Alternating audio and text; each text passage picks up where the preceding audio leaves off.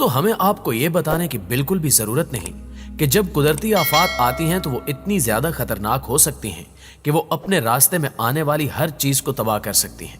आज की इस वीडियो में हम आपको पानी की ताकत के बारे में बताएंगे कि अगर समंदरी लहरें बेकाबू होकर सुनामी की शक्ल इख्तियार कर लें तो रूए जमीन पर किस किस्म का कहर ढाती हैं।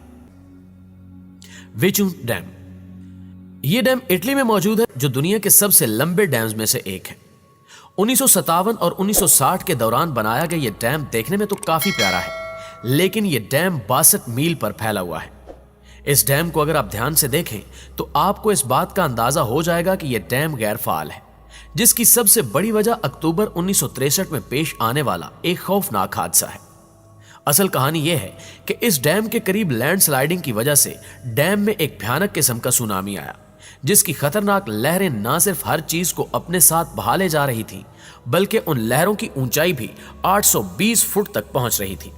इसलिए इटली की हुकूमत ने दोबारा कभी कोशिश ही नहीं की कि वो इस खतरनाक डैम को दोबारा बनाए। Earthquake of 9.1 Richter scale. Japan चाहे कितना ही मजबूत क्यों ना हो जाए, कुदरती आफात इस मुल्क को हर बार अपना अलग रूप दिखाती हैं। 2011 में भी कुछ ऐसा ही देखने को मिला, जब जापान में 2 मार्च को 9.1 रेक्टर स्केल का जल्जला आया। इसके साथ साथ सुनामी ने भी इस तबाही की तरफ अपने कदम बढ़ा दिए, और फिर यह नजारा इतना खौफनाक था कि आप सोच भी नहीं सकते। हालात तब मजीद तबाही की जानिब बढ़ने लगे जब पानी की ये लहरें फुकुशिया नामी जापानी शहर की जानिब बढ़ने लगी। इस शहर में जापान का न्यूक्लियर पावर प्लांट है। पानी की तूफानी लहरें जब उससे टकराईं तो एक अलग तरह की तबाही ने जन्म लेना शुरू कर दिया। अब सिर्फ पानी ही मुसीबत नहीं था, बल्कि न्यूक्लियर पावर प्लांट से खारिज होने वाली खतरनाक गैसेस भी इस पानी में शामिल हो चुकी थी, जिसने उस वक्त 10,000 के करीब लोगों को मौत के घाट उतार दिया। इस हादसे के बाद भी सैकड़ों अफराद को इस सुनामी ने शदीद मुतासिर किया। Greenland tsunami. नाज़रीन मोहतरम, अब बात करते हैं ग्रीनलैंड की। बर्फ में जमे इस इलाके में कभी कभी खूबसूरती के साथ तबाही का मंजर भी देखने को मिल सकता है। जून 2017 में ग्रीनलैंड की सरजमीन पर लैंडस्लाइडिंग हुई तो बर्फ के नीचे मौजूद पानी ने एक खतरनाक रूप इख्तियार कर लिया।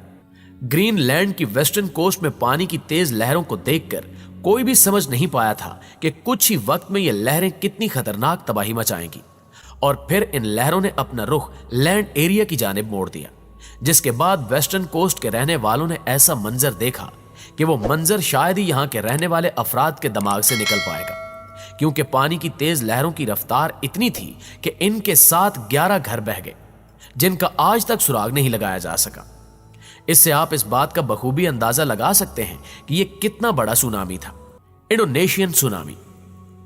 दोस्तों, अब इंडोनेशिया की बात करते हैं, जहां इस तर्ज के सुनामी आते रहते हैं।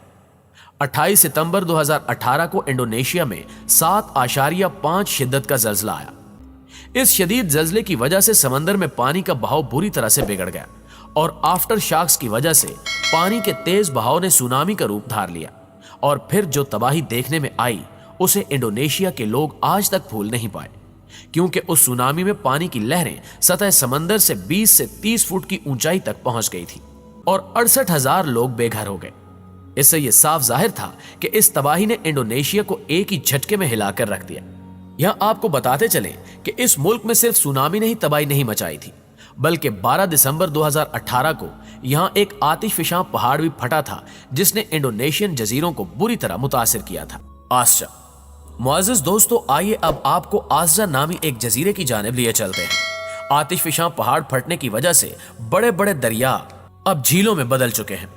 यही वजह है कि जुलाई 2014 में यहां के लोगों का सामना एक खौफनाक सुनामी से हुआ, क्योंकि इस आतिशफिशां के पास पाई जाने वाली झील इस जजीरे की दूसरी सबसे गहरी झील है। जब आतिशफिशां आग उगलने लगा तो पानी में भयानक किस्म की हलचल पैदा हुई, जिसकी वजह से पानी की लहरें तकरीबन 250 फुट की ऊंचाई तक पहुंच गईं।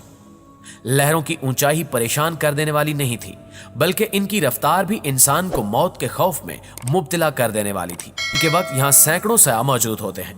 अगर दिन के वक्त ये सुनामी आता तो सैकड़ों लोग मौत का लुकमा बन सकते थे।